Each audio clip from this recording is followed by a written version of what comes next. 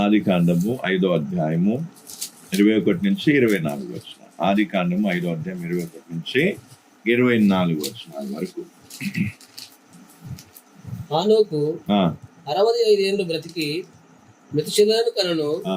హానోకు మెతుషెలను కనిన తర్వాత 300 ఏళ్ళు దేవునితో నడుచుచు కుమారులను కుమార్తెలను కనను. హానోకు దినములన్నీ 365 ఏళ్ళు. హానోకు దేవునితో నడిచిన తర్వాత దేవుడు అతన్ని తీసుకొని పోయాను గనుక అతడు లేకపోయాను. ఇక్కడ ఫస్ట్ మనం ఏం చేసుకున్నామంటే కుక్ వేయొద్దు, అంటే కొండి వేసుకొని వెనక వాళ్ళని వీళ్ళని తగిలించుకొని పోతే కాదు. ఆ విషయం పోయిన వారం నేర్చుకున్నాం. ఇప్పుడు ఈ వారం అంటే ఇప్పుడు మనం చదివినాం కదా, దీంట్లో మీకేం అర్థమైంది? ఈ రోజు మనం ఏం చెప్పుకుంటే అంటే దీంట్లో ఏం అర్థమైంది? ఇప్పుడు ఆ వచనం చదివినా కదా హానోకు గురించి, దీంట్లో మీకేం అర్థమైంది? ఒకసారి ఆలోచించండి.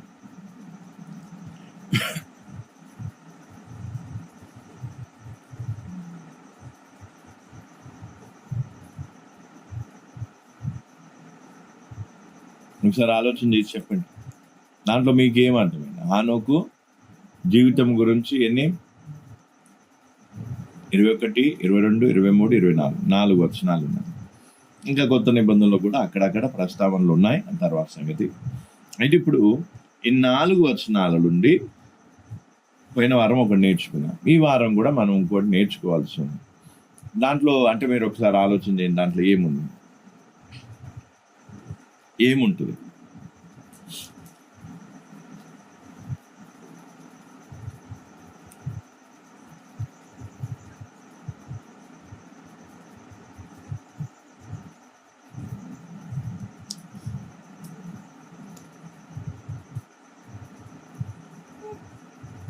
ఒకసారి మళ్ళీ ఒకసారి చదువు, ఒకసారి ఆలోచన చేయండి, దాంట్లో ఏమైనా ఉందా లేదా? హానోకు 65 ఏళ్ళు బ్రతికి మెతుషెలను కనను. 65 ఏండ్లు బ్రతికి ఏం చేసిండు? మెతుషెలను కలిన. హానోకు మెతుషెలను కనిన తర్వాత 300 ఏళ్ళు దేవునితో నడుచుచు కుమారులను కుమార్తెలను కనను. హానోకు దినములన్నీ 365 ఏళ్ళు. హానోకు దినములన్నీ 365 ఏండ్లు. ఇక్కడ మనం చూసినట్లయితే 6వ అధ్యాయంలో కూడా మనం చూస్తే చాలా సార్లు హానోకు ఎవరు? 65 సంవత్సరాలు. ఆ రోజుల్లో 100ల మీద సంవత్సరాలు ఉండేవి, 100ల మీద వాళ్ళు బ్రతికేది, అని 100 సంవత్సరాలు వాళ్ళు బ్రతికేది. అయితే హానోకు 65 సంవత్సరాలప్పుడే ఏమంట మెతుషెలను కన్నాడు. అంటే అర్థం ఏంటిది? మెతుషెలను కన్నది ఎప్పుడు? 65 ఏళ్ళ. అంటే అర్థం ఏంటిది? ఆయనకు 1 సంవత్సరం క్రితం పెళ్ళయింది అనుకుందాం ఉదాహరణ, ఎందుకంటే ఎప్పుడు అయిందనే మనకు లేదు. కానీ ఏమైంది? 1 సంవత్సరం వేసుకున్నాం. అంటే 64 సంవత్సరాలప్పుడు ఏమైంది? హానోకుకి పెళ్ళి అయింది. హానోకుకు పెళ్ళయిన తర్వాత ఆయనకి ఏమైంది? 1 సంవత్సరానికి కుమారుడు ఎట్లాగో 9 నెలలు కుమారుడు, మెతుషెల కుమారుడు. అయితే ఇప్పుడు ఏమంటారు? 9 నెలలు గర్భం దాల్చి తర్వాత ఏమైనా కన్నదాం. అంటే పుట్టినది అక్కడ ఏమవుతుంది? 65 సంవత్సరాలప్పుడు ఆయన కుమారుని కనేను అనే విషయాన్ని అక్కడ చెప్పుకొస్తున్నారు. అంటే ఇక్కడ మనం అర్థం చేసుకోవాల్సింది ఏంటంటే, పెళ్ళయిన తర్వాత హానోకు ఇంకా దేవునికి దగ్గరయ్యాడే కానీ దేవునికి దూరం అనా. కానీ చాలా చోట్ల చూస్తే ఏమవుతుంది? పెళ్ళయిన తర్వాత దేవునికి దగ్గర అవుతారా దూరం అవుతారా? దూరం అవుతారు. కానీ హానోకు ఏం చేసిండు? దేవునికి ఏమైండు? అంటే పెళ్ళయింది, కొత్తగా పెళ్ళయిన తర్వాత ఎవరు పుట్టిండు? కొడుకు పుట్టిండు. కొడుకు పుట్టిన తర్వాత కూడా ఈయన అనుదిన జీవితంలో ఎవరితో నడుస్తున్నాడు? దేవునితో నడుస్తున్నాడు. దేవునితో ఏం చేస్తున్నాడు? నడుస్తున్నాడు. అంటే దీన్ని బట్టి మనం అర్థం చేసుకోవాల్సింది ఏంటంటే, హానోకు కొండ వేసుకోలేదు, అంటే లింక్ పెట్టుకోలేదు ఒకటి. రెండవది ఏంటంటే, హానోకు ఎవరిని చేసుకున్నాడు?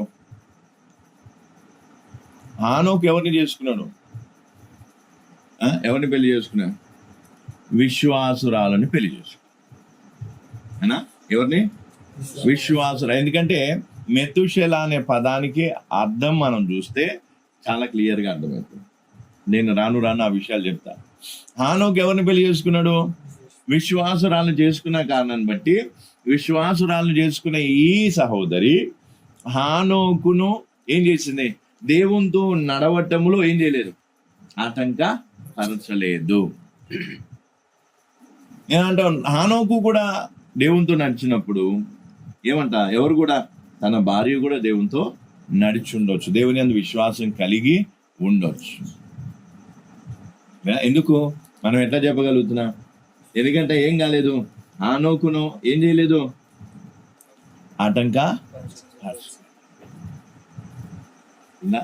కాబట్టి అందుకే ఫస్ట్ ఆఫ్ ఆల్ మనం అర్థం చేసుకోవాల్సింది ఏంటిది? ఏమర్థం చేసుకోవాలి?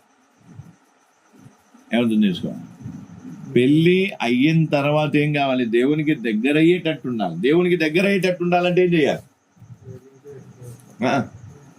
పెళ్ళి అయిన తర్వాత దేవునికి దగ్గర కావాలంటే ఏం చేయాలి? ఎవరిని పెళ్లి చేసుకోవాలి? విశ్వాసురాన్ని పెళ్లి చేసుకోవాలి. విశ్వాసంలో ఉన్న వారిని పెళ్లి చేసుకోవాలి. అప్పుడు ఏమైతుంది? దేవునికి దగ్గర అవుతాం కానీ దేవునికి దూరం. కొన్ని సందర్భాల్లో మనం ఏం చేస్తాం? కొన్ని తప్పుడు అడుగులు వేస్తాం, అది రెండో విషయం. కాబట్టి ఇక్కడ హానోకు ఏం చేస్తున్నాడు? ఏమంట? ఆయన వివాహం చేసుకునే విషయంలో వారి తల్లిదండ్రులే కానీ ఈయనే కానీ ఏం చేసిండు? జాగ్రత్త తీసుకున్నాడు. ఏం జాగ్రత్త తీసుకున్నాడు? విశ్వాసురాలైన సహోదరిని, స్త్రీని పెళ్లి చేసుకోవడంలో జాగ్రత్త తీసుకున్నాడు. అందుకే నేను ఎప్పుడూ కూడా చెప్తా, పెళ్లి అనేది ఏంటంట? జీవితంలో ఒక గొప్ప మలుపు. ఆ మలుపు దగ్గరనే చాలా మంది దెబ్బ కొట్టేస్తారు. ఈరోజు చాలా మంది ఏం చేస్తా అందుకే 6వ అధ్యాయంలో చూస్తే వాళ్ళు ఏం చూసారంటే, చూడు 6వ అధ్యాయం 1వ వచనం నుంచి, ఆదికాండం 6వ అధ్యాయం 1 నుంచి. నరులు భూమి మీద విస్తరింపనారంభించిన తర్వాత కుమార్తెలు వారికి పుట్టినప్పుడు దేవుని కుమారులు నరుల కుమార్తెలు చక్కని వారని చూచి, దేవుని కుమారులు నరుల కుమార్తెలు చక్కని వారని చూచి వారందరిలో తమకు మనసుకు వచ్చిన వారితో ఇవేం చేసుకున్నారు? వివాహం చేసుకున్నారు. అంటే అర్థం ఏంటిది? ఏం చూసా? విశ్వాసం చూడలేదు వాళ్ళు. వీళ్ళకున్న విశ్వాసం వాళ్ళకున్న విశ్వాసం కలిపితే విశ్వాసం బలపడి వాళ్ళు ఏం చేస్తారు? భార్య భర్తలు దేవుల్లో పోతారు. ఇప్పుడు సమస్య ఎక్కడ వచ్చింది? వీళ్ళలో విశ్వాసం ఉంది, దేవుని కుమారులు వీళ్ళు. కానీ ఆ కుమారులై దేవుని యందు విశ్వాసం ఉండిన వీరు ఏం చేశారు? విశ్వాసం లేని వారిని చూశారు. వాళ్ళు విశ్వాసం చూడలేదు.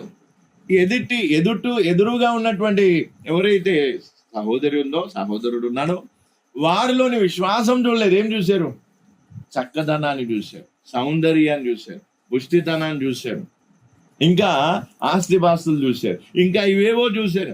ఇవన్నీ చూసి వారికి మనసుకు వచ్చింది ఏం చేశారు? వివాహము.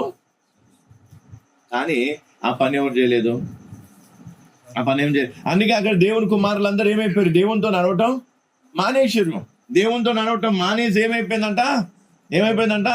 వాళ్ళు నరుణ కుమార్తెలను పెళ్లి చేసుకున్న కారణాన్ని బట్టి దేవునికి వాళ్ళు దూరం అయిపోయారు. కాబట్టి ఎప్పుడైనా గుర్తుపెట్టుకో, మ్యారేజ్ అనేది, పెళ్లి అనేది ఎప్పుడు కూడా ఏంటంట? ఒక చాలా గొప్ప చాలా దాని ప్రాముఖ్యమైనది, ఇంపార్టెంట్ విషయం. దేని విషయంలో? దేవుని విషయం. కొంతమందికి ఎట్లా ఉంటుంది? ఏదో ఒకటి అయిపోతుంది, పెళ్ళి అయితే అయిపోతుంది, లేదా పెళ్లి చేసుకుంటే అయిపోతుంది అనేసి తొందరపడి పెళ్లి చేసేసుకుంటే ఏమవుతుంది? దేవునికి దగ్గర అయితే దూరం అవుతుంది. ఎంతమంది పెళ్లికి ముందు విశ్వాసులే, కానీ పెళ్ళి అయిన తర్వాత వాళ్ళు అన్యజనులుగా మారిపోయారు. విగ్రహారాధనకి వెళ్ళిపోయారు. ఏమంట? మసీదులకు వెళ్ళటం, గుడులకు వెళ్ళటం, అక్కడ పోవడం, ఎక్కడ పోవడం, మొత్తం మారిపోయారు. ఎందుకు మారిపోయారు? ఎందుకంటే వాళ్ళు ఏం చూశారు? నాలో ఈ దేవుని యందు విశ్వాసం ఉంది, నేను పెళ్లి చేసుకోబోయే వ్యక్తిలో కూడా విశ్వాసం ఉందా లేదా, నేను నమ్ముకున్న దేవుడిని నమ్ముకుంటున్నారా లేదా అనే విషయం ఏం లేదు. అర్థమవుతుందా? అది చూడం. మనం ఏం చూస్తా? చక్కదనాన్ని చూస్తా. ఏం చూస్తా? చక్కదనాన్ని చూస్తా, ఆస్తులను చూస్తా అనా. అందుకే ఈరోజు చాలా మంది ఏం చేస్తా వయసులో ఉన్నప్పుడు 40 స్తోత్రం బాగానే ఉంటుంది. తర్వాత పెళ్ళి అయిపోయినాక ఏమవుతుంది? వీళ్ళు 6వ అధ్యాయంలో ఏ విధంగా అయితే వాళ్ళు ఏమైపోయారు, దేవునికి దూరం అయిపోయారు, ఆ విధంగా దేవునికి దూరం అయిపోతారు. అందుకే ఏం చేయాలి? విశ్వాసం కావాలి. ఇప్పుడు అబ్బాయిలో విశ్వాసం ఉంటే అమ్మాయిలో కూడా ఏం కావాలి? విశ్వాసం ఉండాలి. అంటే విశ్వాసిని పెళ్లి చేసుకోవాలి. విశ్వాసి అవిశ్వాసిని పెళ్లి చేసుకోవడం ఏం కాదు కరెక్ట్. ఎందుకు? విశ్వాసి ఒకవేళ అవిశ్వాసిని పెళ్లి చేసుకుంటే ఏమైతుంది? వారు దేవుళ్ళు ఏం చేయలేరు ముందుకు. హానోకు చేసిన పని ఏంటి? ఆయనలో విశ్వాసం ఉందా? ఆయన చక్కదనాన్ని ఏం చూడలేదు. భార్యను ఎన్నుకునేటప్పుడు హానోకు ఏం చూడలేదు? చక్కదనాన్ని చూడలేదు. తన మనసుకు వచ్చిన స్త్రీని తీసుకొని వివాహము చేసుకోలేదు. పెద్దలు నిర్ణయించింది లేదా దేవుని వాక్య ప్రకారంగా దేవుని యందున విశ్వాసంతో ఉన్న ఒక స్త్రీని తెచ్చినప్పుడు ఆయన వివాహం చేసుకున్నాడు. లేదా చాలా మంది వివాహం దగ్గర దెబ్బగొట్టి వారి జీవితాలను నాశనం చేసుకుంటున్నారు. ఎంతగా నాశనం అయిపోతుందంటే ఏమైపోతుంది? జీవితంలో ఇంకా ఎన్నడూ కోలుకోలేని దెబ్బ పడుతుంది. అందుకే ఏం కావాలంట? ఏం చేయాలంట? చెప్పాలి. ఏం చేయాలంట? ఈ రోజు నేను ఇక్కడ సేవ చేస్తున్నా, బైబిల్ పట్టి తిరుగుతున్నా. నేను చేసిన మంచి పని ఏంది? నేను కూడా విశ్వాసిని పెళ్లి చేసుకున్నాను. అనగా విశ్వాసమే కదా. ఇప్పుడు విశ్వాసిని పెళ్లి చేసుకునే కారణాన్ని బట్టి నేను దేవునితో నడవటంలో కానీ, దేవుని సేవ చేయటంలో కానీ దేనికి ఎటువంటి ఆటంకం, అభ్యంతరం. నాకు ఆరోగ్యం బాగాలేకపోయినా నేను బ్యాగు పట్టుకొని వస్తే వద్దు అని భార్య అనదు, పిల్లలు అనదు. ఏమంటా? జాగ్రత్త, మేము ప్రార్థన చేస్తామని హ్యాపీగా సాగనంపుతారు. ఎందుకు? ఎటువంటి ఆటంకం. పొద్దున 3 గంటలు లేపి ప్రార్థన ఉంది రా అంటే ఏమవుతారు? ముగ్గురు తొందర ముఖాలు కడుక్కొని ఏం చేస్తారు? అదే ఒకవేళ నేను అన్యురాల్ని పెళ్లి చేసుకుని ఉంటే ఎట్లుండేది? ఇల్లు ఏమైపోయేది? పందిరి చేసే అంటే ఇల్లు, దాన్ని ఏమంటారు? ఇల్లు వీకి పందిరి వేసినట్టు అవుతుంది. ఎట్లుండేది చెప్పు. అవునాగా? ఈరోజు నేను ఎంత ప్రశాంతంగా దేవుల్లో నడవగలుగుతున్నా అంటే నేను నా జీవితంలో తీసుకున్న ఒకే ఒక నిర్ణయం ఏంటిది? విశ్వాసినైన నేను సేవకు సమర్పణ చేసుకున్న సిస్టర్ని పెళ్లి చేసుకున్నా. నేను అందజనాలు చూడలేదు, ఏమంట వెనక ముందు ఇవేం చూడలేదు. ఒకటే ఏం చేసిన? ఆత్మీకంగా సరిపోల్చుకొని చూసినప్పుడు ఓకే ఇది దేవుని చిత్తం అనుకున్నా, వివాహం చేసుకున్నా. తర్వాత ఇప్పుడు హ్యాపీగా ఏం చేస్తున్నా? హ్యాపీగా. అందుకే నిన్న పోయినసారి అంతకుముందు చెప్పినాగా, ఏండ్లు అయిపోయింది మా మధ్యలో గొడవలే లేవు. ఎందుకు వస్తాయి గొడవలు? నీకు నాకు పడకపోతేనే కదా వచ్చేది. నేనేదని చెప్తా, ఆమె వింటది. ఆమె ఏదైనా చెప్తే నేను కూడా ఏం చేస్తా? ఇప్పుడు నీళ్ళు తీసుకురామంటే హ్యాపీగా పోయి తీసుకొస్తా, అయిపోయా. అట్లా అంటే ఏం కదా. అదే కొన్నిసార్లు ఏమవుతుంది, ఏవైనా ఇంట్లో అవసరం ఉంటే నేనే ఏం చేస్తా? సరే ఇవి ఉన్నాయి కదా, ఏం చేద్దాం. ఇప్పుడు ఇదంతా అయిందా? ఇప్పుడు ఇంటికి పోగానే కూరగాయలు అంటది అనగానే ఇప్పుడు నేనేం చేయాలి? మళ్ళీ దేవుడు అనుకుంటే ఏం చేయాలి? బ్యాగ్ పట్టుకొని మా గ్రేసుని పట్టుకొని ఏం చేయాలి? బండి మీద కూరగాయల కోసం అరవచ్చునా? అంటే నేను ఎందుకు ఈ విషయాన్ని చెప్తున్నా? చాలా సార్లు మన జీవితాన్ని మనమే పాడు. ఇందులో సాతాను లేదు. సాతాను ఏం లేదు. ఏ మూలన? తల్లిదండ్రులది కూడా ఏ మూలన ఉండదు. నువ్వు ఒక వ్యక్తివై ఉండి, మెచ్యూర్ వ్యక్తివై ఉండి, ఒక వయసు వచ్చిన వ్యక్తివై ఉండి ఏం చేయాలి? ఎలాంటి నిర్ణయం తీసుకోవాలి? హానోకు లాంటి నిర్ణయం. హానోకు తీసుకున్న నిర్ణయం ఏంటిది? నేను విశ్వాసిని కాబట్టి నాకు కూడా ఎవరు కావాలి? విశ్వాసియే కావాలనుకున్నా. అందుకే విశ్వాసురాలైన స్త్రీని పెళ్లి చేసుకున్న కారణాన్ని బట్టి హానోకు ఏం చేయగలిగిండు? దేవునితో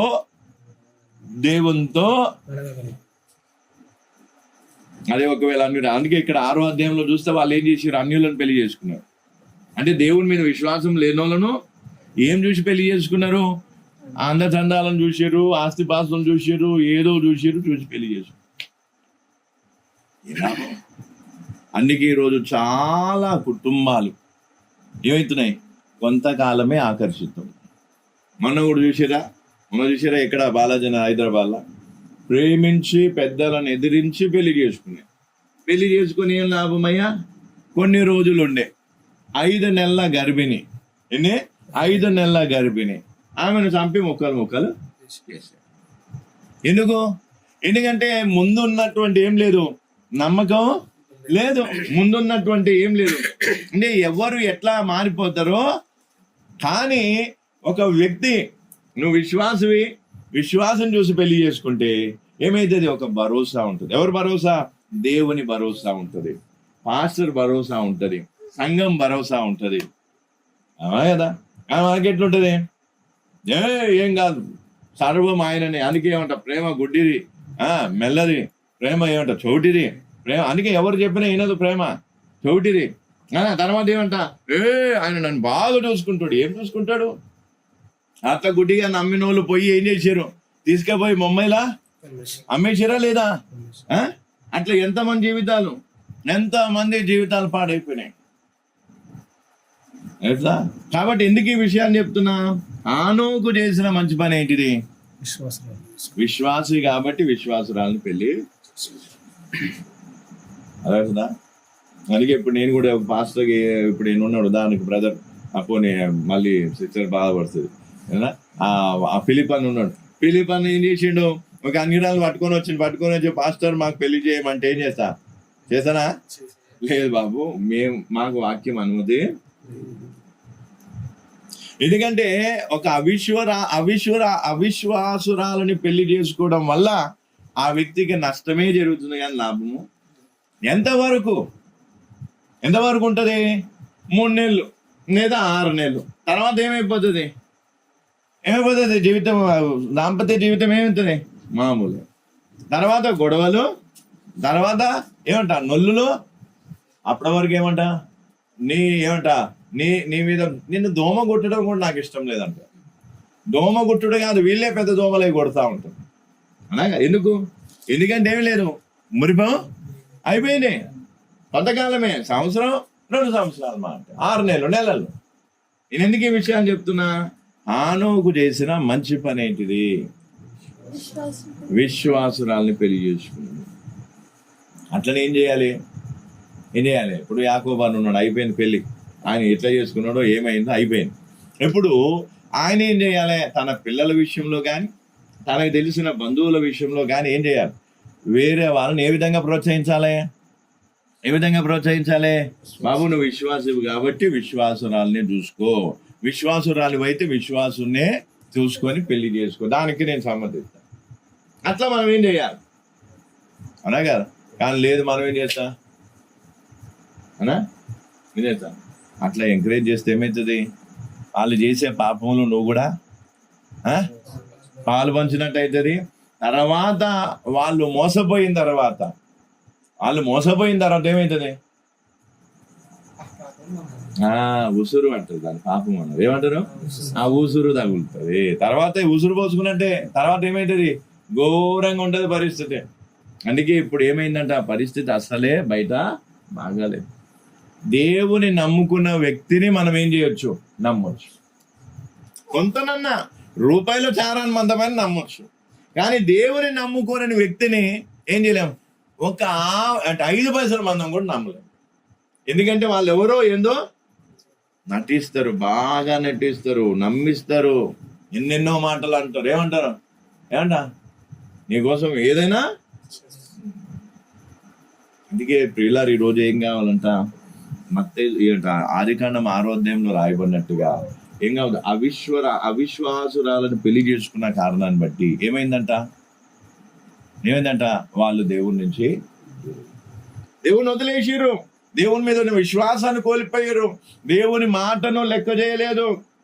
వాళ్ళు వాళ్ళ భార్యలు చెప్పినట్టుగా విని వాళ్ళు ఏం చేసిరంట? దేవుని అందున్న విశ్వాసాన్ని కోల్పోయారు. అట్లనే మనం కూడా ఏం చేయాలి?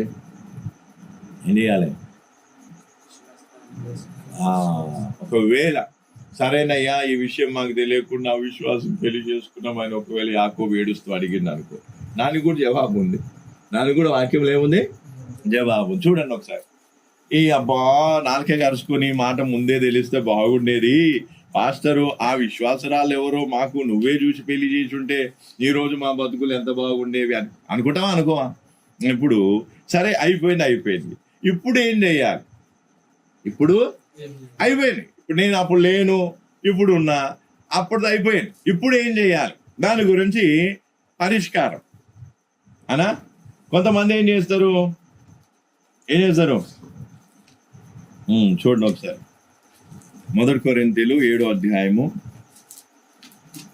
1 కొరింథీలు 7వ అధ్యాయము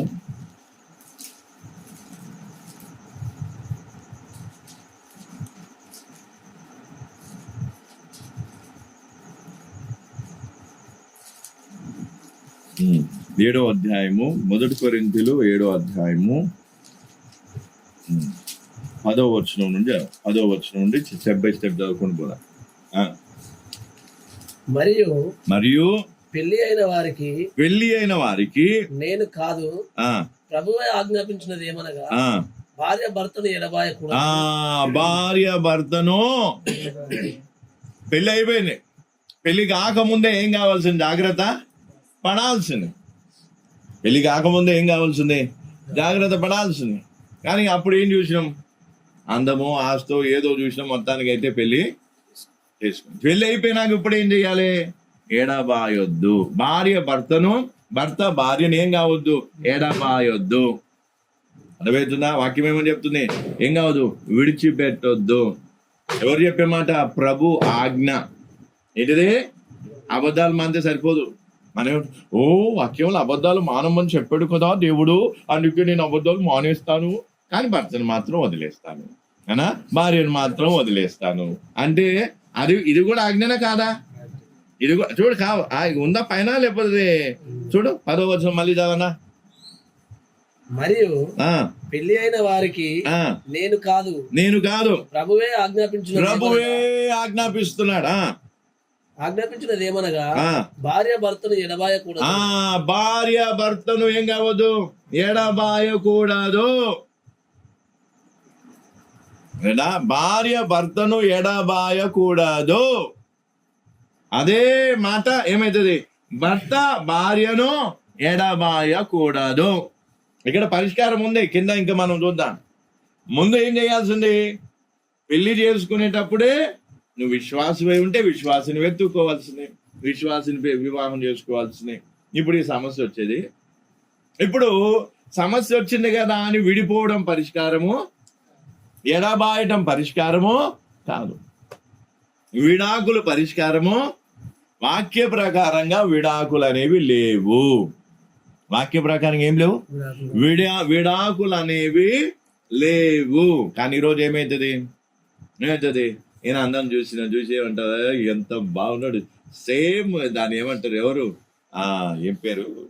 ఆర్య సినిమా హీరో ఉంటాడు, ఎవరు? అల్లు అర్జున్ లాగా ఉన్నాడు, ఎంత బాగున్నాడు. అరే సరే పెళ్లి చేసుకున్నాక 6 నెలలు సంవత్సరం అయిపోయినాక ఏమైతే? నాకు ఆయన పడపోయేసరికి కూర్చు, నా పెళ్లి లేదు, ఏం లేదు, నీతో నాకు సంబంధం లేదు, నువ్వెవరు, నేను మళ్ళీ విశ్వాసే. మళ్ళీ ఎవరు? విశ్వాసే. విశ్వాస అయి ఉండి కూడా ఏమంట విడిపోదాం, నీకు నాకు పడతలే, విడిపోదాం. అయిపోయింది. నీవు పెళ్లి చేసుకోకముందే 10 సార్లు ఏం చేయాల్సిందే? ఆలోచన చేయాల్సిందే. అప్పుడే 10 సార్లు ఆలోచన చేసి అప్పుడే జాగ్రత్తగా అడుగు. ఎలాంటి అడిగేయాలి అలాంటి అడిగేయాల్సిందే. కానీ వేయలే, ఏదో అడపదడప అప్పుడు అడుగులు వేసేసినాం. అయిపోయినాక ఇప్పుడు మనం ఏమంటాం? నీకు నాకేంటా ఎడబా, మనం కలిసి ఉండలేము, అయిపోయింది. నీ దోస్తు గచ్చి, నా దోస్తు నువ్వు గచ్చి, అయిపోతాం. ఏదో పిల్లల ఆటలాగా ఏం చేస్తాం? వాళ్ళకి నచ్చినప్పుడు దోస్తు అంటారు, లేకపోతే కచ్చి జీవితం ఏమైపోయింది? ఆటలు. అందుకే వాక్యంలో ఏమంటా? అబద్ధాలు మానమని చెప్పిన దేవుడే ఏమని చెప్పిండు? దొంగతనం చేయకూడదని చెప్పిన దేవుడే ఏమని చెప్పిండు? భార్య భర్తను ఎడబాయకూడదు. భర్త భార్యను ఏం కావద్దు? ఎడబాయకూడదు. అర్థమవుతుందా? భార్య భర్తను ఏం కావద్దు? భర్త భార్యను ఎడబాయకూడదు. అంటే ఎలాంటి సమస్య వచ్చినా సరే ఏం కావాలి? వాక్య ప్రకారంగా పరిష్కరించుకుని ఏం చేయాలి? అర్థమవుతుంది. అందుకే ఏం చేయాలంట? పెళ్లి కానోళ్ళు ముందే ఏం చేయాలి? ఏం పిలిపన్నా? ముందే జాగ్రత్తగా ఉండాలి. తర్వాత ఎవరినో తీసుకొని వచ్చి పెళ్లి అయిపోయినాక అప్పుడు నెత్తి పట్టుకొని సోదరా పెళ్లి వద్దు సోదరా అనుకుంటా నువ్వు పాటలు పాడిన మాత్రాన అయ్యేదేమి? నాగార్జునలాగా స్టెప్పులు వేసుకుంటే ఏమంట పెళ్ళొద్దు పెళ్ళొద్దు అని చెప్పినంత మాత్రం అయ్యేదేమి? నీ మాట ఎవరు వినరు. అందుకే ఈరోజు చాలా మంది ఏం చేస్తా చెప్పాలి, ఏం చేస్తా అయిపోయింది. అప్పుడు జాగ్రత్త పడాల్సింది, కానీ ఇప్పుడు అయిపోయింది, జాగ్రత్త పడలేదు, అయిపోయింది. ఇప్పుడు ఏం చేయాలి? పెళ్ళైన వారికి దేవుడిచ్చే ఏమంట ఆజ్ఞ ఏంటిది? భార్య భర్తను ఎడబాయొద్దు, భర్త భార్యను ఎడబాయొద్దు. ఇది దేవుడిచ్చేటువంటి ఆజ్ఞ. తర్వాత కింద 11 ఎడబాసిన ఎడల పెళ్లి చేసుకొనకుండా పెళ్లి చేసుకొనకుండా వాళ్ళని. అంటే పెళ్లి చేసుకున్నామంటే ఏం కావాలి? మరణమే ఎడబాపాలి. ఏం చేయాలి? మరణమే అప్పటి వరకు కలిసి ఉండేటట్టు అయితే పెళ్లి చేసుకోవాలి. అవతల వ్యక్తి ఎట్లా ఉన్నా సరే అప్పటి వరకు కలిసి ఉండేటట్టు అయితేనే ఏం చేయాలి? పెళ్లి.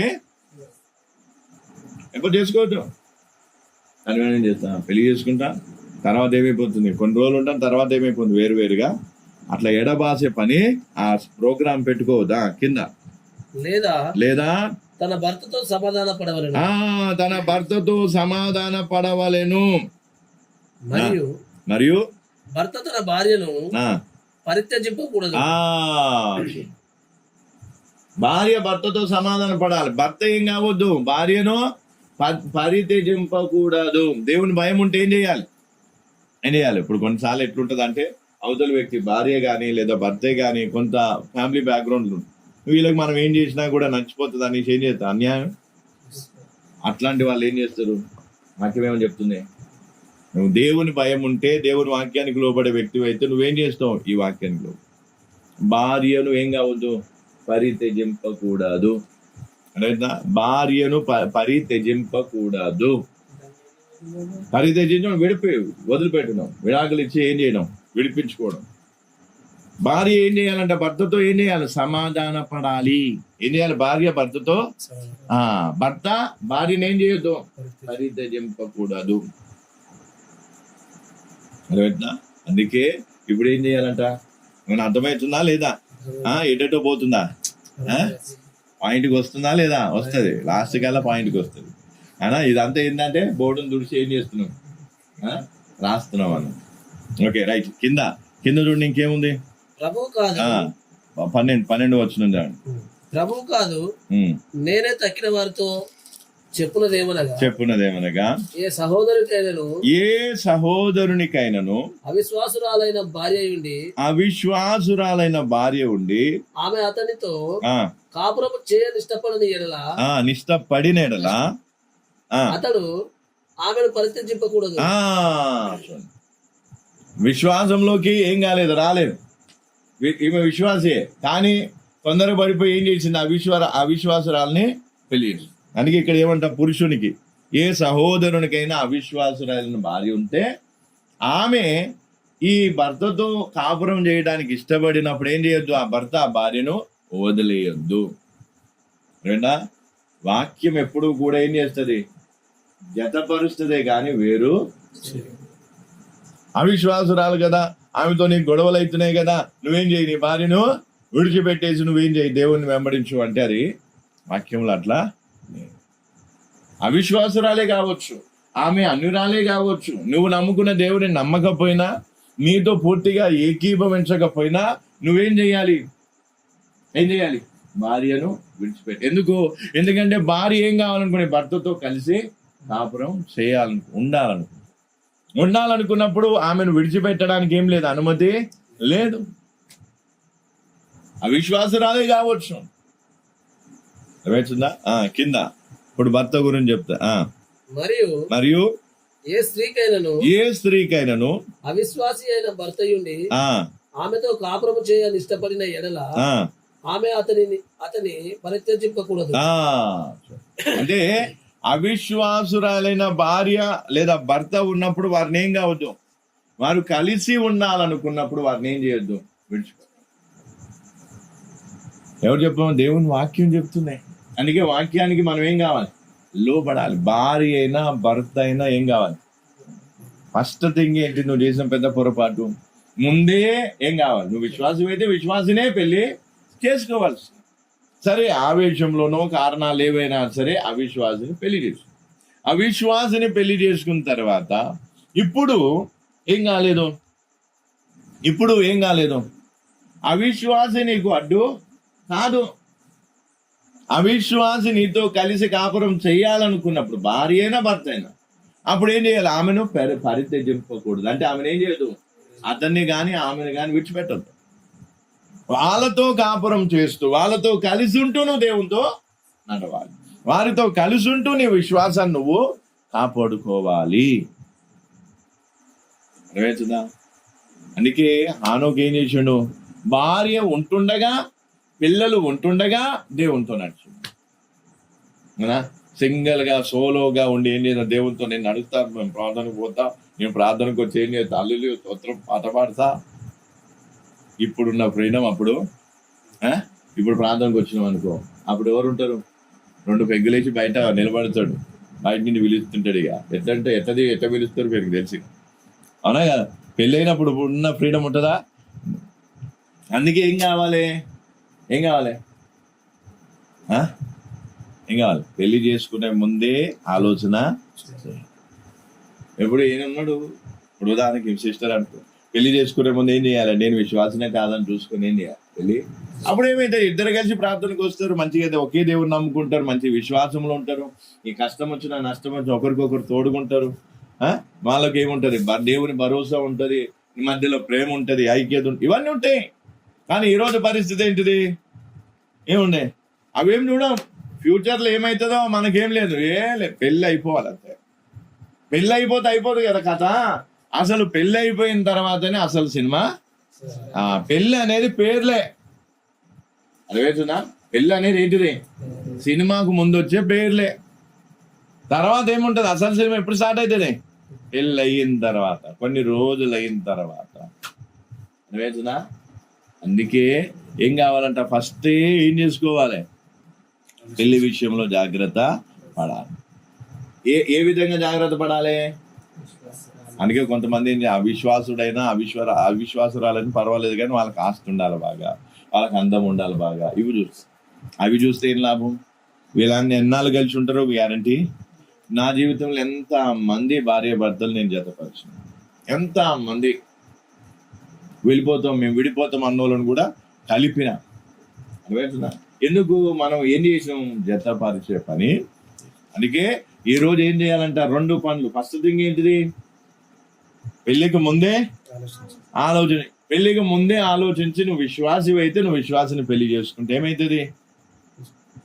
నువ్వు దేవునితో నడవగలుగుతావు, దేవునితో ఉండగలుగుతావు, విశ్వాసంలో ఉండగలుగుతావు, పాటలు పాడగలుగుతావు, దేవుని సన్నిధికి రాగలుగుతావు. ఒకవేళ అది చేయలేదు, ఆత్రం పడిన ఏదో తొందర అయిపోయినాక ఇప్పుడు ఏమైంద? అవిశ్వాసిని పెళ్లి చేసుకో. ఇప్పుడు అవిశ్వాసిని పెళ్లి చేసుకున్నాక ఇప్పుడు ఏం చేయాలి? వదిలిపెట్టాలా? ఏం చేయాలి? ఒకవేళ అవిశ్వాసి అయిన భర్తే గాని అవిశ్వాసి అయిన భార్య గాని వారితో కలిసి కాపురం చెయ్యాలనుకున్నప్పుడు వారిని విడిచిపెట్టడానికి వాక్యం అనుమతించలేదు. ఏం కాదు? వాళ్ళతో కలిసి కాపురం చేస్తూ వాళ్ళతో కలిసి ఉంటూ ఏం చేయాలి? దేవునితో నడవాలి, దేవునిలో విశ్వాసంలో ముందుకు పోవాలి. వారి ద్వారా ఏదైనా వస్తే దాన్ని ఏం చేయాలి? సహించుకోక తప్పదు. అందుకే ఈరోజు ఏం చేయాలంట? దీని ఏమైనా సారాంశం అర్థమైనా కాలేదా? ఇంకొంచెం ముందుకు పోదా? అర్థమైందా కాలేదా? సారాంశం వస్తుంది ఏంటిది? పెళ్లి కానోళ్ళు ఏం చేయాలి? ఎవరిని వెతుకోవాలి? ఫిలిపన్న పాపం మంచిగా వచ్చిండు ఈరోజు, ఫిలిపన్న పేరు తీసుకొని. ఎవరిని వెతుకోవాలి?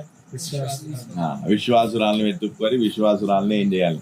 వెళ్ళి చేసుకున్న అప్పుడు ఏమైతే ఇద్దరు మంచిగా బైబుల్ పట్టుకుని ఆమెకు బైబుల్ నేను ఒక బైబుల్ పట్టుకుని హ్యాపీగా ప్రార్థనకి వచ్చి హ్యాపీగా ఉంటుంది, సంతోషంగా ఉంటుంది జీవితం. ఆ చిన్న చితగా అవుతుంటే అది రెండో విషయం. ఎందుకు ఒకరినొకరు అర్థం చేసుకుని కారణాన్ని బట్టి చిన్న చితగా అవుతుండే వేరే మాట. అయినా నేను విశ్వాసురాలను భార్యను పట్టుకొని ఏం చేసిన, ఎక్కడ పోయినా రాష్ట్రాలు తిరిగిన, రాష్ట్రాలు ఎక్కడో భాష కాని భాషలా ఒకవేళ అన్యురాలై ఉంటే నన్ను 30 తిప్పలు పెట్టేది. అదేంటా 30 తిప్పలు పెట్టేది. అసలు చేతులు అన్నం 2-3 రోజులు అన్నమే ఉండేది కాదు, కుండ ఇటు పక్కకు ఉండేది. ఇల్లు మొత్తం ఖాళీ, ఇవన్నీ సామాన్లు ఉన్నాయి, మాదైతే ఫుల్ ఖాళీ. చిన్న చిన్న డబ్బాలు ఏమిటా ఈ పోపుకు సంబంధించి వాటికి సంబంధించి చిన్న డబ్బాలు, ఇల్లే ఉండేది ఖాళీ. సామాన్ ఎక్కువ ఉండేది లేదు, బెడ్ లేదు, ఏమీ లేదు, తాప. అట్లాంటి దాంట్లో ఏం చేసినాం, అన్నం లేకపోతే నాకు అన్నం పెట్టలే, నన్ను ఎందుకు పెళ్లి చేసుకున్నాను ఎప్పుడు ఎన్నడు, ఎందుకు మరించుకుంది, ఎందుకు విశ్వాసురాలు కాబట్టి. అదే ఒకవేళ అవిశ్వాసం అయితే ఏమంటా, నువ్వు మొగోనివేనా అసలు ఫస్ట్ అంటది. నాకే అన్నం పెట్టలేకపోయినా నువ్వే మొగోనివా అంటది. అంటారా ఎందుకు నువ్వు సంపాదించడం నాకు సంబంధం లేదు, నన్ను ఎందుకు ఎండ పెడుతున్నావు అంట. కానీ ఎన్నడూ ఆ మాట అంటే ఒకరోజు ఆమెకి ఆరోగ్యం బాగాలేదు, మరీ పసుకలు వచ్చి మరీ ఘోరం అయిపోయిన పరిస్థితి. అట్లాంటి టైంలో ఏం చేసినా, నేను ఆమె బట్టలు తీసుకుపోయి బయట ఉతికేసరికి పక్కన ఉంటారు కదా అన్యులు, వాళ్ళు ఏం చేసారు, వేరే వాళ్ళని పిలిచి అందరిని పిలిచి చూడు ఎట్లా భార్య బట్టలు పెడుతున్నాడు చూడు అని వాళ్ళు చూసుకొని వాళ్ళు ఏమంటారు, నిజంగా నీలాంటి భర్త దొరకడం ఆమె ధన్యత. మా భర్తలు ఉన్నారు, మేము ఆరోగ్యం బాగలేకపోయినా మమ్మల్ని పట్టించుకోరు, ఎంత బాగా చూసుకుంటున్నాడు అని చేయండి సంతోషపడ్డారు. ఎందుకంటే జమానా అట్లుంది. అందుకే ఈరోజు ఏం కావాలి, విశ్వాసురాలైన భార్యను పెళ్లి చేసుకుంటే, విశ్వాసుడైన భర్తను లేదా పురుషుని పెళ్లి చేసుకుంటే మనం ఏమంటది, జీవితం ఏ మూలకు పోయినా కానీ హ్యాపీగా పోవచ్చు, హ్యాపీగా రావచ్చు. హల్లెలూయా. ఈరోజు పరిస్థితి ఏంటిది చెప్పాలి. ఎందుకు ఇప్పుడు పెళ్లి కొత్తగా పెళ్లి అవుతుంది, పోయి భర్తను భార్య చంపుతో తెలియదు, భార్య భర్తను చంపుతో తెలియదు, ఎవరు చంపుకుంటారో తెలియని జమానం వచ్చేసింది. అందుకే ఈరోజు ఏం కావాలి, గుడ్డిగా అన్యజనులను ఎవరిని నమ్మొద్దు, అపరిచితులను ఎవరిని నమ్మొద్దు. ఎవరిని నమ్మాలి, దేవుడిని నమ్మాలి. దేవుడిని నమ్ముకునే వ్యక్తిని ఏం చేయాలి అని మేము ట్రైన్ ఎక్కిపోయేటప్పుడు మా సొమ్మ ఏం చేసిన వచ్చి, ఏమయ్యా నన్ను ఎక్కడ తీసుకుపోతున్నావయ్యా, నన్ను కరెక్ట్గా తీసుకుపోతున్నావా అని అడిగేది. ఎప్పుడా టికెట్ తీసుకున్నాం, ట్రైన్ ఎక్కినామంటే పక్కకు కూర్చోడానికి అంతే. ఆమెకు తెలుసు నన్ను ఏడికి తీసుకుపోయినా మంచి చోటికే తీసుకు. ఎన్నడూ నా మీద ఏం కాలేదు డౌట్. మళ్ళీ ఎందుకు ఆమె నమ్ముకున్న దేవుని మీద భరోసా, మళ్ళీ దేవుని నమ్ముకున్న ఆమె మీద భరోసా. కానీ ఈరోజు పరిస్థితి ఏంటిది. అందుకే ఈరోజు అయినా ఫస్ట్ పెళ్లి కాకముందే ఏం చేయాలి, జాగ్రత్త పడాలి. ఏం జాగ్రత్త తీసుకోవాలి, అందచందాలు చూడొద్దు, ఎత్తు చూడొద్దు, ఏం కాదు పైసా చూడొద్దు, అర్థమవుతుందా, సంపాదన చూడొద్దు, ఆస్తిపాస్తులు చూడొద్దు. ఏం చూడాలి, కేవలం విశ్వాసమే చూడాలి. నాలో విశ్వాసం ఉంది, వారిలో కూడా విశ్వాసం ఉందా, సరైన విశ్వాసం ఉంటే అప్పుడు విశ్వాసి పెళ్లి చేసుకుంటే అప్పుడు హానోకులాగా ఏం చేస్తాం, దేవునితో నడుస్తా ఉంటాం. హల్లెలూయా. అమ్మా నేను పోయి ప్రార్థన చేసుకొని వస్తా అంటే హ్యాపీగా పంపిస్తుంది, పో అనా. ఇదే ఇక్కడ మన హైదరాబాద్లో మౌలాలి దగ్గర ఏం చేసి ఒక రూమ్ తీసుకున్నాం, చాలా తక్కువ కిరాయి రూమ్ తీసుకుంటే అది మొత్తం దోమలు ఎట్లా అంటే ఈగలు వాలినట్టు వాలింది. చిన్న గ్రేజ్ టీనేమో ఇంతనే చిన్న పిల్ల. ఇక నేనేం చేసా, రాత్రంతా దోమలు ఏం చేసేది, ఎందుకంటే మా గరిస్తే మేము తట్టుకుంటాం, ఆమె తట్టుకోవాలి. చిన్న పిల్ల, ఒక కొన్ని నెలలు ఉంటుండొచ్చు.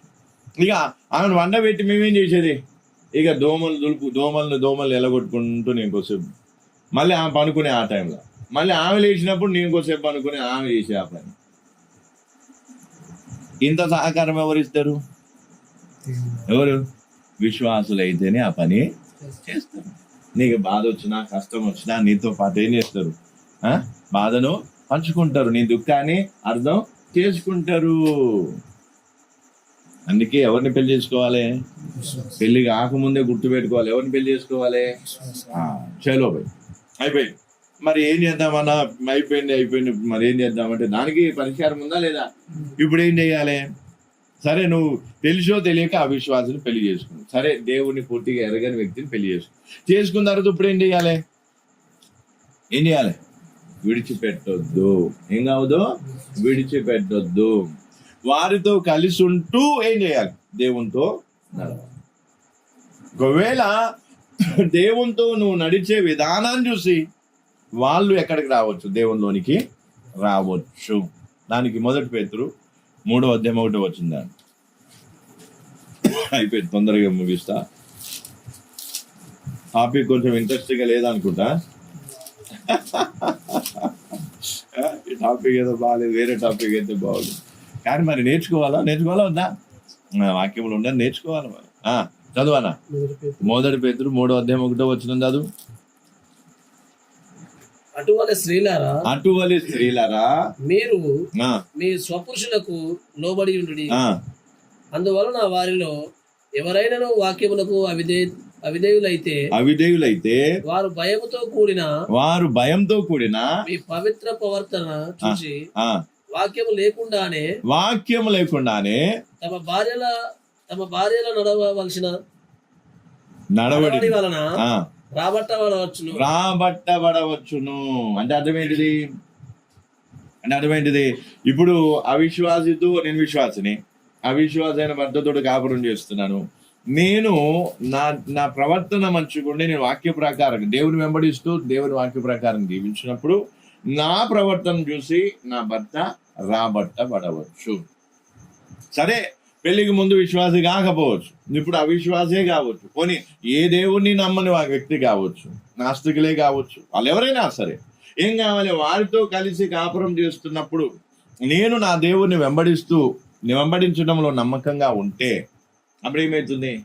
నేను నా భర్తను రాబట్టుకోగలుగుతా, నేను నా భార్యను రాబట్టుకోగలుగుతా, వారిని సత్యములోనికి విశ్వాసములోనికి రాబట్టుకోగలుగుతా. అర్థమవుతుందా? అందుకే ఇప్పుడు ఏం చేయాలి? నా భర్త సహకరిస్తలేడు, నా భార్య సహకరిస్తలేదు అని కంప్లైంట్లు చేస్తే కాదు. ఏం చేయాలి?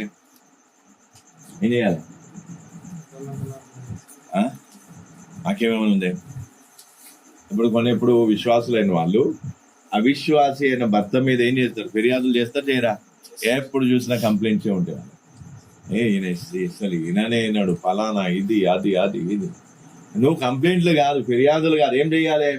నీవు వాక్య ప్రకారంగా భర్తతో అవిశ్వాసుడైన భర్తతో కాపురం చేస్తూ నువ్వు వాక్య ప్రకారంగా నడిస్తే ఆ పవిత్రమైన ప్రవర్తన ఎవరు చూస్తారు?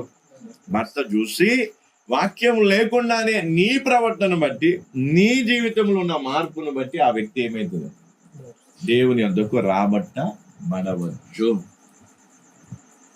అందుకే హానోకు ఏం కాలేదు? దేవునికి దూరం కాలేదు అంటే హానోకు చేసిన మంచి పని ఏంటిది?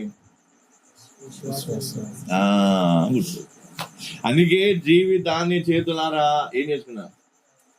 పాడు చేసుకుంటామా, లేదా జీవితాన్ని మంచిగా పెట్టుకున్నాను? ఏం చేసింది అయితే ఒకటే పని. నేను ఏం లేదు, ఒకటే ఏంటంటే విశ్వాసం, సమర్పణ, సేవ. ఇవే చూసినాం. పెళ్లి చేసుకున్నాం కానీ బట్టి ఏమైంది?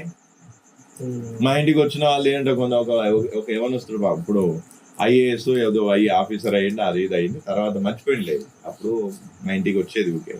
అయితే ఆయన అనేది ఒకటే, అన్న నాకు పెళ్ళి అయితే నా భార్యను తీసుకొచ్చి నిన్ను అక్కను చూపిస్తా, భార్య భర్తలు అంటే ఇట్లుండాలి అని చెప్పి చదువుకునే వ్యక్తి, ఏదో అడపదడప వ్యక్తిగా బాగా చదువుకుని ఇప్పుడు ఐఏఎస్ ఆఫీసర్ అయింది ఆయన. అర్థమవుతుందా? ఒకప్పుడు అప్పుడు కాలేదు, ఇప్పుడు అయింది. ఇందాకే తర్వాత తెలుసు. అంటే నేను ఎందుకు ఈ విషయం, అంత చదువుకున్న వ్యక్తికి ఏమనిపించింది? భార్య భర్తలు అంటే ఎట్లా ఉండాలి అని ఏం చేయాలి? తన భార్యకు నేర్పియాలనే ఆలోచన ఎందుకు వచ్చింది? ఎందుకంటే విశ్వాసురాలైన భార్య, విశ్వాసురాలైన స్త్రీ, విశ్వాసుడైన పురుషుణ్ణి పెళ్లి చేసుకుంటే జీవితం ఏముంటుంది? ఆనందంగా ఉంటుంది. లేదంటే ఏమవుతుంది? మూడు నాళ్ళ ముచ్చట అవుతుంది. తర్వాత ఏమవుతుంది? బాధలే, కష్టాలే. మళ్ళీ మీదికి ఎలా ఉంటా? దేవుడు నాకేం చేసాడు, దేవుడు నాకేం చూసాడు, దేవుడు నాకేం, దేవుడు నానేం ప్రయోజనం? దేవుడు ఆల్రెడీ నీకు అవకాశం ఇచ్చింది ఏంటంట, నువ్వు విశ్వాసవి కాబట్టి విశ్వాసం పెళ్లి చేసుకో. కానీ మనం ఏం కాదు, మనకి ఎవరు నచ్చుతారు? బొట్లు బోనాలు చేసేటోళ్ళు నచ్చుతారు, గాజులు పెట్టుకొని గిరిగిరి కాంచన్ లాగా ఏమంట ఇట్లా అనేటోళ్ళు నచ్చుతారు. అయినా ఇక మనకు నచ్చేటోళ్ళు అందరూ వేరే కొట్టారు. అది ఎందుకంటే స్వనాశనానికి, జీవితాన్ని ఏం చేసుకోవడం, మనకు మనమే నాశనం చేసుకోవడానికి చేసే పని. అందుకే వస్తాయి ఆఫర్లు, వస్తాయి రావా? అమెజాన్లో ఆఫర్లు వస్తున్నాయి లేదా? ఫ్లిప్కార్ట్లో ఆఫర్లు వస్తున్నాయి లేదా? అట్లనే మనకు కూడా ఆఫర్లు వస్తాయి. ఏమంటావు, నువ్వు అంటే నాకు చాలా ఇష్టం, నువ్వు లేకుండా నేనేం నాకు కావాలంటే నేను పెళ్ళి అయిపోయినాక నువ్వు పోయిన చర్చికి నేను కూడా నిన్ను బోల్తా కొట్టియాలంటే ఏం అట్రా అన్నరా అని ఏం చేస్తారు? ఇక పెళ్ళయిన తర్వాత చూద్దాం పెళ్ళి అయినాక ఏం చేస్తారు? వీళ్ళు ఇటు వస్తారా, నిన్ను అటు తీసుకుపోతారా? ఎంత మంది పెళ్ళి అయిపోయిన తర్వాత అన్యులుగా మారిపోయి, ఎంత మంది. ఎందుకంటే వాళ్ళు ఏం కాలేదు, ముందుగా జాగ్రత్త పడలేదు. ఇప్పుడు లబోదీపమని బాధపడితే ప్రయోజనం ఏంది?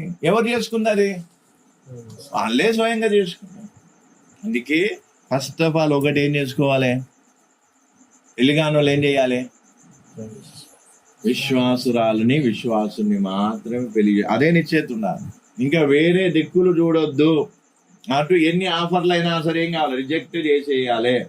నువ్వు నమ్మకంగా ఉంటే దేవుడు ఏం చేస్తాడు? నమ్మకమైన విశ్వాసం తీసుకొచ్చి పెళ్ళి చేస్తాడు. ఏదైనా నమ్మకమైన విశ్వాసం తీసుకొచ్చి పెళ్లి చేస్తాడు. అప్పుడు ఏమవుతుంది? పెళ్ళి అయినందుకు నువ్వు బాధపడవు, ఏమవుతావు?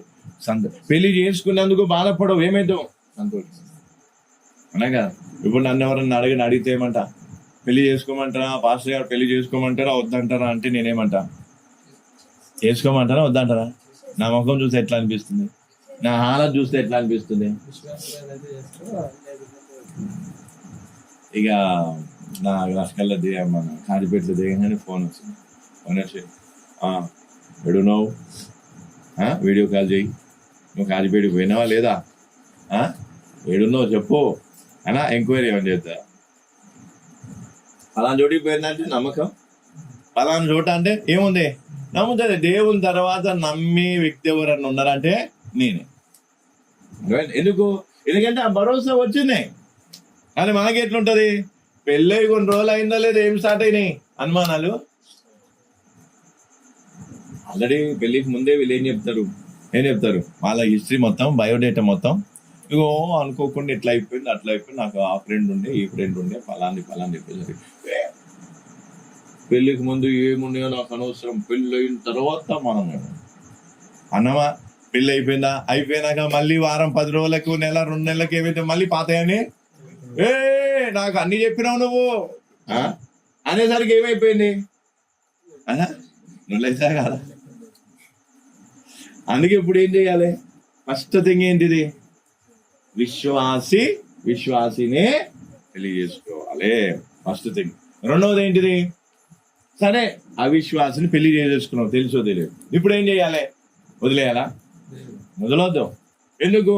ఆ అవిశ్వాసి నీతో కలిసి కాపురం చేయాలన్నప్పుడు, కలిసి ఉండాలనుకున్నప్పుడు విడిచిపెట్టడానికి అనుమతి.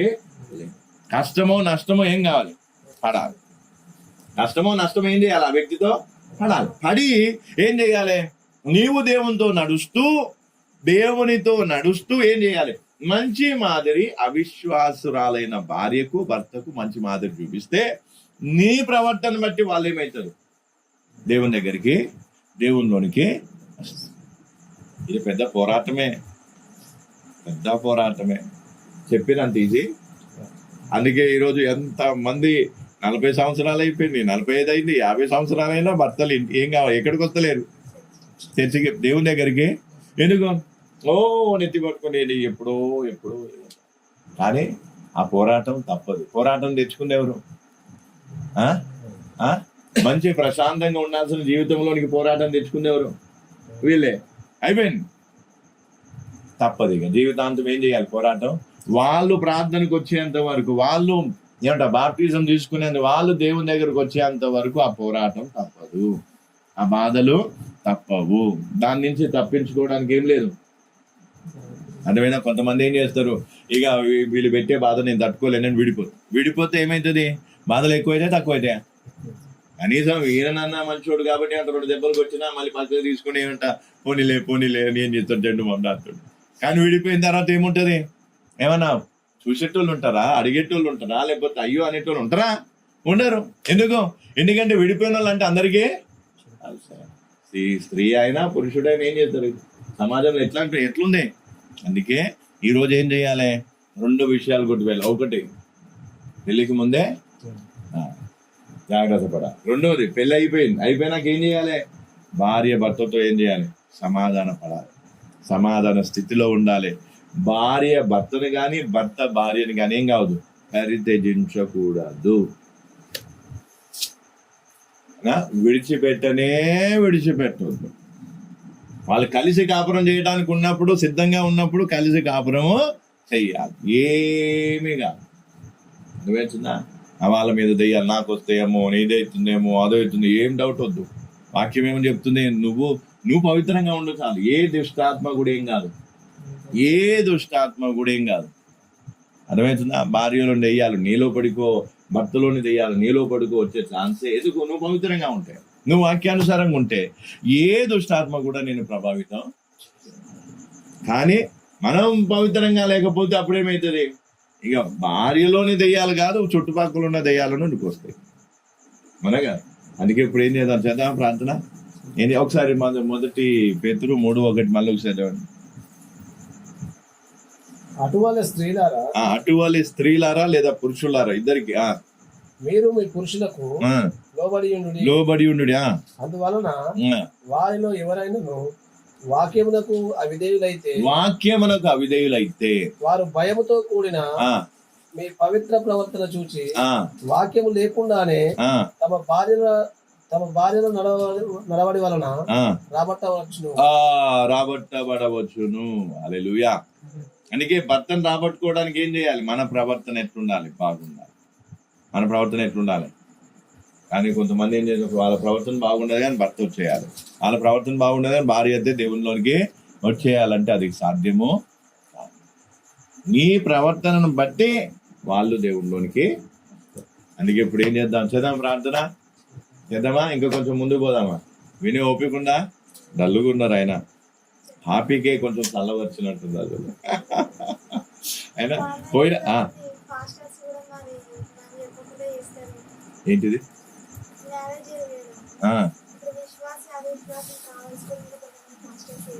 అబద్ధం చెప్పి చేస్తారు. చేసినప్పుడు పరిష్కారం ఇదే, ఇక తప్పదు. ఇక పాస్టర్కి ఇవ్వాల్సిన ప్రతిఫలం దేవుడు ఇస్తాడు. కానీ అప్పుడు ఏం చెయ్యాలి? ఇప్పుడు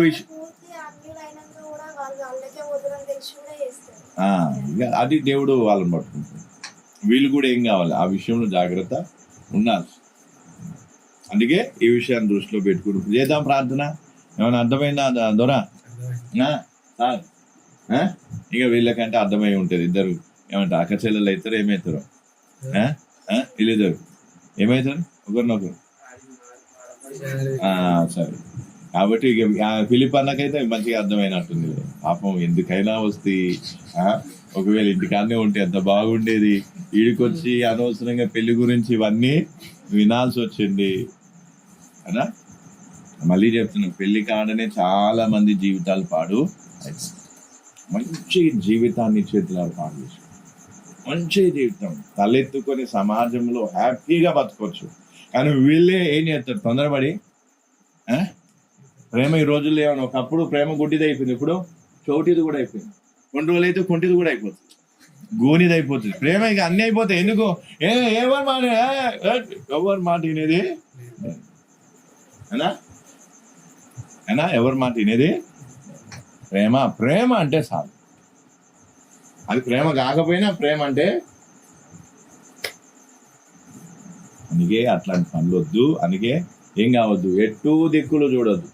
దేవుని మీద విశ్వాసం ఉంచి దేవుని నమ్ముకొని నువ్వు ముందుకు పోతే సకాలంలో నీకు కావలసిన మంచి జోడిని, మంచి జతను దేవుడు తీసుకొచ్చిపోతుంది. అప్పుడేమైతే వాళ్ళిద్దరికి ఏమవుతుంది? దేవుని సమ్ముఖంలో, దేవుని సన్నిధిలో ఘనంగా పెళ్ళి అవుతుంది. అప్పుడు పెళ్ళైపోగానే కాదు, ఏమవుతుంది? వాళ్ళ జీవితం ఎట్లుంటుంది? హ్యాపీగా సాగి హల్లెలూయా. వింటుంటేనే ఎంత బాగుందిలే. ఆ? కానీ పరిస్థితి ఎట్లుంది? చేతులారు ఏం చేసుకునే అవకాశం? పాడు చేసుకోవచ్చు. ఇక జాగ్రత్తగా ఉన్నాను. అందుకే ఏం చేయాలి?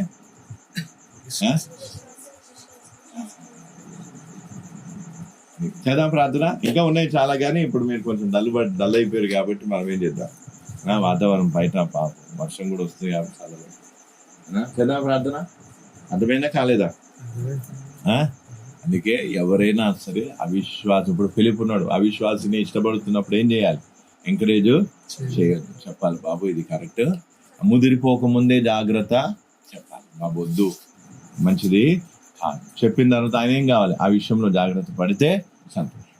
ఒక ఆత్మను మనం ఏం చేసినట్టు, ఒక వ్యక్తిని భయంకరమైన కష్టాల నుంచి ఏం చేసినట్టు, లేకపోతే చాలా కష్టం, చాలా కష్టం. ఒక్కొక్కరు పడే యాతన అంతా ఇంత. ఎవరిని మనం ఏం చేయలేము, నమ్మనే భయంకరం. అందుకే చదవం ప్రార్థన. ఇంకా చాలా ఓపెన్గా చెప్తే సిగ్గుపోతుంది, ఎందుకంటే సమాజం చాలా చెడిపోయింది. అందుకే ఎవరిని గురుడిగా ఎవరిని నమ్మాలి? దేవుడిని నమ్మాలి. దేవుని నమ్ముకున్న వ్యక్తినే మనమేం కావచ్చు, రూపాయలు చారన్నైనా నమ్మవచ్చు. కానీ అదే దేవుడిని నమ్ముకోకపోతే నోరు తెరిస్తే అబద్ధాలు, నోరు తెరిస్తే బూతులు, నోరు తెరిస్తే గుట్కాలు, తంబాకులు, భయంకరమైన పాపాలు చేసిన మనం ఎట్లా నమ్ముతాం? పోనీ నమ్మినామనుకో, నమ్మితే జీవితం బాగుంటుందని ఎట్లా అనుకుంటాం? ఉంటుందా? ఇప్పుడు చూడు, నా జీవితం ఎంత హ్యాపీగా ఉందా లేదా? 45 సంవత్సరాలు వచ్చాను, హ్యాపీగా ఉన్నాం. ఒంటరిగా ఏం చేసినాం? ఎక్కడో రాష్ట్రం కానీ రాష్ట్రం తిరిగినాం, పోయినాం, వచ్చినాం, కష్టం వచ్చినా, బాధ వచ్చినా, ఏదున్నా సరే ఒకరినొకరు చూసుకున్నా. 2-3 సార్లు పసుకలు వచ్చి చచ్చిపోయేది, పసుకలు వచ్చి చచ్చిపోయేది. ఆయన కూడా ఏం చేసాం? ప్రార్థన చేసాం. దేవుడి దయ వల్ల ఏమైంది? బతికింది. అదే అట్లా ఎన్నో బాధలు పడ్డాం. ఎందుకు? విశ్వాసి కాబట్టి బాధల్ని పంచుకోగలిగాం. అదే వేరే వాళ్ళు అయితే ఏం చేస్తారు? నీకు కొంచెం రోగం వచ్చింది అనుకో, తీసుకొచ్చి అమ్మగారి ఇంటికాడ వదిలేసి వెళ్ళిపోతుంది. ఎందుకు? నీ కష్టం నాకెందుకు, నీ బాధ నాకెందుకు. చలో ప్రార్థన చేద్దాం, కళ్ళు మూసుకొని. ఈరోజు దేవుని సన్నిధిలో నూతన సమయం. హానోకు చేసిన పని ఏంటిది? హానోకు విశ్వాసురాల్ని పెళ్లి చేసుకున్నాడు. అక్కడ క్లియర్గా అర్థమవుతుంది. ఒకవేళ విశ్వాసురాల్ని పెళ్లి చేసుకోకపోతే 6వ అధ్యాయంలో రాయబడినట్టుగా అందరూ కూడా, అంటే హానోకు కూడా ఇతరుల వలె విశ్వాసం నుండి తొలగిపోయేవాడు, దేవుని దుఃఖపరిచేవాడు. కానీ వాక్యంలో ఏమని చెప్తుందంటే దేవునికి ఇష్టడుగా ఉన్నట్టుగా వాక్యం చెప్తుంది. కాబట్టి నీ జీవితం దేవునికి ఇష్టంగా ఉండాలంటే, నీ జీవితం దేవునికి అంగీకారయోగ్యంగా ఉండాలంటే, దయచేసి యవ్వన ప్రాయంలో ఉన్నటువంటి నీవు జాగ్రత్త పడాలి. దిక్కులు చూడొద్దు, కుడి ఎడమ చూడొద్దు, ఎవరి మాటలు నమ్మొద్దు. నిన్ను పూర్తిగా నమ్మించడానికి ప్రయత్నం చేస్తాను. నువ్వు లేకపోతే చనిపోతా, నువ్వు లేకపోతే నేను బ్రతకలను, ఇలాంటి ఎన్నో మాటలు. ఎవరు ఎన్ని చెప్పినా నమ్మి మోసపో. ఒకటే మాట, నా దేవుడు నమ్మదగిన వాడు, నాకు జతగా. ఆదాము కోసం అవ్వను నిర్మించిన దేవుడు నా కోసం ఎక్కడో ఒక వ్యక్తిని నిర్మించాడు, సిద్ధపరిచాడు. టైం వచ్చినప్పుడు ఆయన నా దగ్గరికి తీసుకొచ్చి నన్ను జతపరుస్తాడు. నువ్వు ఒంటరిగా ఉండటం దేవుని ప్రణాళిక కాదు, నిన్ను జతపరుస్తాడు. సకాలంలో దేవుడు ఆ కార్యం చేస్తాడు. దేవుని కార్యం దేవుడు చేయని. వివాహం అనేది దేవుని కార్యము, ఘనమైన కార్యము, పవిత్రమైన పరిశుద్ధమైన కార్యము. ఆ కార్యం దేవుడు చేయాలి అంటే దేవునికి మనని మనం సమర్పణ చేసుకోవాలి. అంతేకాకుండా పెళ్ళైన వారు కూడా అవిశ్వాసుని పెళ్లి చేసుకుంటే వారు తమ వ్యక్తిగత జీవితంలో దేవునితో నడవటంలో వారి భార్య అవిశ్వాసులైన భార్య కానీ భర్తే కానీ ఆటంకం కాదు. నీ విశ్వాసం నువ్వు కాపాడుకో, నీ పవిత్రత నువ్వు కాపాడుకో. దేవుని మీద ఆధారపడుతూ దేవుని నమ్ముకొని ముందుకు సాగుతూ పో. నిన్ను దగ్గరగా ఉండి, అందరికంటే దగ్గరగా ఉండి నిన్ను అబ్జర్వ్ చేస్తున్నా, లేదా నిన్ను బాగా గమనిస్తున్నటువంటి అవిశ్వాసురాలైన భార్య కావచ్చు, భర్తే కావచ్చు, నీ ప్రవర్తన చూసి, నీ భయంతో కూడిన పవిత్రమైన ప్రవర్తన చూసి, నీ జీవితంలో ఆ ఉన్నటువంటి దేవుని మీద ఉన్న ప్రేమ, ఇవన్నీ చూసి వారంతట వారే దేవుని వద్దకు వస్తారు. నీ ప్రవర్తన ద్వారా వారిని రాబట్టుకోగలుగుతా. కాబట్టి అవిశ్వాసురాలైన భార్యని కానీ భర్తను కానీ పరిత్యజించకూడదు, ఎడబాయకూడదు. అందుకే నువ్వు విశ్వాసురాలైన భార్య అయితే భర్తతో సమాధానపడు, విశ్వాసుడు అయిన భర్తవైతే భార్యతో సమాధానపడు. ప్రేమతో ఉండు, ఐక్యతతో ఉండు. నీకు చేతనైనంత ప్రేమ చూపి, దేవుని ప్రేమ మెండుగా చూపి, ప్రేమతో గెలుచుకోవడానికి ప్రయత్నం చేయి. కానీ పరిత్యజించడం, ఎడబాయటం అనే మాటే రాకూడదు. వేరైపోదామనే ఆలోచనే రావద్దు. ప్రేమగా నువ్వు ఉండి చూడు. దైవికమైన ప్రేమ, దేవుని మీద ఉన్నటువంటి ఆ భయము, భక్తి, మంచి ప్రవర్తన నీ భర్తను రాబడుతుంది, నీ భార్యను రాబట్టుకుంటుంది. ఖచ్చితంగా ఒకరోజు నీతో పాటు నీ భార్య కూర్చుంటుంది, నీతో పాటు నీ భర్త కూర్చుంటాడు. ఖచ్చితంగా వారు నీతో పాటు కూర్చుంటారు. ఇది దేవుని వాక్కు. నువ్వు చేయాల్సిన విధంగా, నువ్వు ఉండాల్సిన విధంగా నువ్వు ఉంటే చాలు. ప్రభు ఈ మాటల చేత మిమ్మల్ని దీవించును గాక. ప్రార్థించుకుందాం. పరిశుద్ధుడా, గొప్ప దేవా, స్తోత్రం నాయన. మరొకసారి నీ పాద సన్నిధికి వచ్చి నిన్ను మేము స్తుతించడానికి, ప్రార్థించడానికి కృపనిచ్చాం అయ్యా. మేము ప్రభు వాక్యం ధ్యానించుకున్నాం. హానోకును మా ఎదుట పెట్టా. హానోకు జీవితం ఎంతో శ్రేష్టమైనది నాయన, ఎంతో ఉన్నతమైనది తండ్రి. ఆయన తన యవ్వన ప్రాయంలోనే వివాహం చేసుకున్నప్పటికీ అయ్యా, మంచి విశ్వాసురాలైన భార్యను వివాహం చేసుకున్న కారణాన్ని బట్టి అయ్యా, నీ మీదున్న విశ్వాసం నుండి ఆయన తొలగిపోలేదు. నిన్ను 300 సంవత్సరాలు నీతో నడిచాడు నాయన. అంత గొప్ప జీవితాన్ని, శ్రేష్టమైన జీవితాన్ని జీవించగలిగాడు. కానీ ఈ రోజుల్లో విశ్వాసులైన ప్రభు స్త్రీలే కానీ పురుషులే కానీ అయ్యా, విశ్వాసులను వివాహం చేసుకోకుండా అవిశ్వాసులను వివాహం చేసుకొని స్వతహాగా వారి జీవితాలను పాడు చేసుకుంటున్నారు, వారి కుటుంబాలను పాడు చేసుకుంటున్నారు, వారికి ఉన్నటువంటి మంచి భవిష్యత్తును నాశనం చేసుకుంటున్నారు. తండ్రి, ఆ విధంగా ఉండకుండా ఒక్కొక్కరు వివాహం కాని వారందరినీ, ఇక్కడ కూడా కొంతమంది ఉన్నారు, అలాగే ఈ ఆడియో ఎవరైనా వింటే వారిలో కూడా నీ కార్యం జరిగించు అయ్యా. తొందరపడి అవిశ్వాసిని వివాహం చేసుకోకుండా విశ్వాసిని మాత్రమే వివాహం చేసుకునే మంచి మనస్సును అయ్యా ప్రతి ఒక్కరికి దయచేయి. అలాగే ఎవరైతే అయ్యా తెలుసో తెలియకో ఆవేశంలోనో కారణాలు ఏవైనప్పటికీ అవిశ్వాసిని పెళ్లి చేసుకున్నట్లయితే వారు కూడా అవిశ్వాసితో కలిసి కాపురం చేస్తూ, వారితో కలిసి ఉంటూ, నీతో ఉన్న ఆ ఒక సంబంధాన్ని, ఆ సహవాసాన్ని కాపాడుకుంటూ అయ్యా నీతో నడుస్తూ, తమ ప్రవర్తన ద్వారా, తమ యొక్క భయభక్తులతో కూడినటువంటి జీవితం ద్వారా తమ అవిశ్వాసైన భార్యను భర్తను రాబట్టుకునే కృపను దయచేయి. కనికరించమని ఈ యొక్క మాటలు నీ బిడ్డల హృదయంలో నేను కట్టి ఫలింపొచ్చాను. నాకు తెలియదు నాయన, ఈ విధంగా వాక్యం వస్తుంది అనుకోలేదు, కానీ నువ్వు మాట్లాడావు. ఆయన ఎవరితో మాట్లాడినా ఈ మాటను పెడచెవుని పెట్టక వీటిని సాత్వికమైన మనసుతో అంగీకరించి ఈ వాక్యం ప్రకారంగా జీవించే కృపను దయచేయి. నన్ను కూడా వాడుకున్నందుకు వందనాలు. మహిమ ఘనత నీకు ఆరోపిస్తూ అయ్యా, ఇక్కడ కూర్చున్నటువంటి నీ బిడ్డలు అయ్యా, మరి ప్రభు చెట్టిని, అలాగే ప్రభు స్మార్ట్ని కూడా జ్ఞాపకం చేసుకుని ఆయన, అలాగే ప్రభు మరి యవ్వన ప్రాయంలో ఫిలిప్ను కూడా జ్ఞాపకం చేసుకుని ఆయన, వారి భవిష్యత్తు, మంచి భవిష్యత్తు వారికి దయచేయి, మంచి భవిష్యత్తు వారికి దయచేయి. వారి జీవితాలు ఎలా ఉన్నాయో నువ్వు చూస్తున్నాను. వారిని కరుణించు నాయన, వారిని కరుణించు నాయన, కరుణించు తండ్రి. వారు నీలోనే ఉండాలి, నీతోనే ఉండాలి అయ్యా. ఎన్నటెన్నటికీ వారు నీకు దూరం కాకుండా, పెళ్ళి కాకపోయినా పెళ్ళి అయిన తర్వాత అయినా సరే ప్రభు, వారు నీలో ఉండి ఒక మంచి విశ్వాసులై అయ్యా నీలో ఫలించుటకు, అయ్యా నీలో గొప్పగా ముందుకు సాగుటకు సహాయం, అనేకులకు ఆదర్శంగా ఉండటకు సహాయం చేయి. అలాగే పెళ్ళైనటువంటి యాకోబుని జ్ఞాపకం చేసుకో, ప్రమోద్ కుటుంబాన్ని జ్ఞాపకం చేసుకుని ఆయన అయ్యా, ఈ 2 కుటుంబాలు కూడా వాళ్ళు కూడా ఏ విధంగా మెసులుకోవాలో వాక్యం ద్వారా నేర్చుకొని అదే విధంగా మెసులుకొని అయ్యా ఒకరినొకరు రాబట్టుకునే విధంగా వారు ఉండే కృపను దయచేయి. కుటుంబ పెద్దలు నాయన, అన్నను వదినను జ్ఞాపకం చేసుకో, వారు కూడా సంపూర్ణంగా రక్షణలోకి వచ్చేటకు సహాయం చేయి. ఆశను ప్రభు జ్ఞాపకం చేసుకో, మంచి ఆరోగ్యం దయచేయి. వారి భర్త, వారి కూతుర్ని జ్ఞాపకం చేసుకో, అలెక్య వారి కుటుంబాన్ని జ్ఞాపకం చేసుకోమని. అలాగే ప్రభు ఈ యొక్క గ్రామంలో ఎంతో మంది ఉన్నారు, వారందరినీ కూడా రక్షణ లేని వారికి రక్షణ దయచేయమని వాళ్ళందరినీ కూడా నీ చేతికి అప్పగిస్తాం. ఈ చిన్న కోడికని ఇంతవరకు నడిపించినందుకు వందనాలు. మహిమ ఘనత నీకే ఆరోపిస్తూ యేసు క్రీస్తు నామములో అడిగి వేడుకుంటున్నాను తండ్రి, ఆమేన్. ప్రభువైన యేసు క్రీస్తు కృప, దేవుని ప్రేమ, పరిశుద్ధాత్మ సహవాసం మనందరికీ సదాకాలం తోడే ఉండదు కాక. ఆమేన్.